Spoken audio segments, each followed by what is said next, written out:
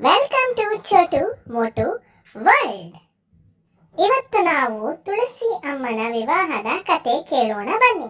ನಾರಾಯಣ ಪುರಾಣದ ಪ್ರಕಾರ ಒಂದಾನೊಂದು ಕಾಲದಲ್ಲಿ ಋಷಿಗಳು, ದೇವತೆಗಳು ಮತ್ತು ಮಾನವರು ರಾಕ್ಷಸ ರಾಜ ಜಲಂಧರನ ದೃಶ್ಯಾಂತ್ಯದಿಂದ ತುಂಬಾ ಅಸಮಾಧಾನಗೊಂಡಿದ್ದರು. ಅವನು ತುಂಬಾ ಪರಾಕ್ರಮಶಾಲಿ ಮತ್ತು ಧೈರ್ಯಶಾಲಿಯಾಗಿದ್ದನು. ಇದರ ಹಿಂದೆ ಅವನ ಪತಿವ್ರತ ಧರ್ಮವನ್ನು ಅನುಸರಿಸಿದ ಅವನ ಹೆಂಡತಿ ವೃಂದಾಳ ಪುಣ್ಯದ ಫಲವಿತ್ತು. ಆದ್ದರಿಂದ ಅವನು ಸೋಲಲಿಲ್ಲ. ಅವನಿಂದ ತೊಂದರೆಗೊಳಗಾದ ದೇವತೆಗಳು ಭಗವಾನ್ ವಿಷ್ಣುವಿನ ಬಳಿಗೆ ಹೋಗಿ ಅವನನ್ನು ಸೋಲಿಸುವ ಮಾರ್ಗವನ್ನು ಕೇಳಿದರು.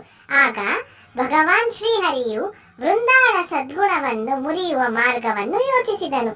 ವಿಷ್ಣುವು ಜಲಂಧರನ ರೂಪವನ್ನು ತಳೆದು ವೃಂದಾಳನ್ನು ಮುಟ್ಟಿದನು. ಇದರಿಂದಾಗಿ ವೃಂದಾಳ ಪತಿ ಧರ್ಮವು ಕರಗಿತು ಮತ್ತು ಜಲಂಧರನು ಯುದ್ಧದಲ್ಲಿ ಕೊಲ್ಲಲ್ಪಟ್ಟನು. ಭಗವಾನ್ ವಿಷ್ಣುವಿನಿಂದ ವಂಚನೆಗೊಳಗಾಗಿ ಪತಿಯ ಅಗಲಿಕೆಯಿಂದ ದುಃಖಿತಳಾದ ವೃಂದ ಶ್ರೀಹರಿಗೆ, ನೀನು ಕಲ್ಲಾಗಿ ಹೋಗು, ಮೋಸದಿಂದ ನಿನ್ನ ಪತ್ನಿಯು ಅಪಹರಣಕ್ಕೊಳಗಾಗುತ್ತಾಳೆ ಮತ್ತು ನಿನ್ನ ಪತ್ನಿಯ ಅಗಲಿಕೆಯನ್ನು ನೀನು ಸಹಿಸಬೇಕಾಗುವುದು ಎಂದು ಶಾಪ ನೀಡಿದಳು. ಈ ಶಾಪವನ್ನು ನೀಡಿದ ನಂತರ ವೃಂದ ತನ್ನ ಪತಿ ಜಲಂಧರನೊಂದಿಗೆ ಸತಿಯಾದಳು.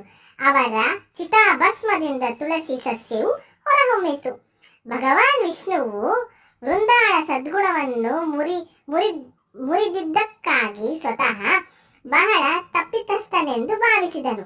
ಹಾಗಾಗಿ ವೃಂದ ತುಳಸಿಯ ರೂಪದಲ್ಲಿ ತನ್ನೊಂದಿಗೆ ಸದಾ ಇರುತ್ತಾಳೆ ಎಂದು ಆಶೀರ್ವದಿಸಿದನು.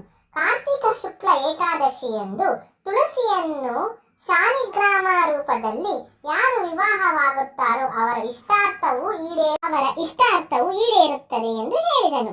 ಅಂದಿನಿಂದ ತುಳಸಿ ಮದುವೆ ನಡೆಯತೊಡಗಿತು. ತುಳಸಿಯನ್ನು ವಿಷ್ಣು ವಿವಾಹವಾದುದರಿಂದ ಶಾಪ ಕೊಂಚ ಮಟ್ಟಿಗೆ ಕಡಿಮೆಯಾಯಿತಾದರೂ ರಾಮ ಹಾಗೂ ಕೃಷ್ಣನ ಅವತಾರವೆತ್ತಿದಾಗ ವೃಂದ ನೀಡಿದ ಶಾಪದ ಪರಿಣಾಮವಾಗಿ ವಿಷ್ಣುವು ವಿರಹ ವೇದನೆ ಅನುಭವಿಸುವಂತಾಯಿತು. ನಿಮಗೆ ಈ ಕಥೆ ಇಷ್ಟವಾದಲ್ಲಿ please like, share and subscribe ಮಾಡಲು ಮರೆಯಬೇಡಿ. Thank you for watching.